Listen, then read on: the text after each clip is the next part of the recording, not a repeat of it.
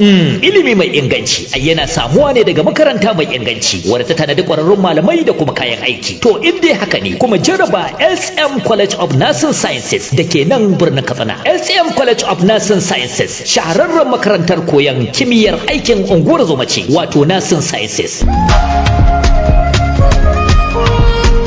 A wannan makaranta an tanadi duk abin da ya kamata na daga ƙwararrun malamai da kayan aiki da kuma ɗakunan gwaje-gwaje da ɗakunan karatu. SM College of Nursing Sciences su ɗin ai na daban ne. Yanzu haka ana ci gaba da sai da fam ɗin shiga wannan makaranta a zangon karatu na shekara ta 2026-2027 don samun admission don mallakar takardar shaidar National Diploma ko kuma HND a ɓangaren Nursing Sciences. Tun a 1 ga watan Jun na shekarar nan ta 2026 aka fara sai da wannan fam har zuwa 18 ga watan tara na shekarar nan ta 2026 ga ɗalibai masu bukata kai tsaye sai su applying ta hanyar portal ɗin JAMB inda a nan sai ku zaɓi SM College of Nursing Sciences a matsayin zaɓin farko sai kuma ku sayi application form a online ta hanyar portal ɗin makarantar a www.ewwmconskt.edu.ng ko kai tsaye ma a zuwa harabar makarantar da ke titin Hassan Usman gab da masallacin Juma'a da ke gidan dawa a nan birnin Katsina.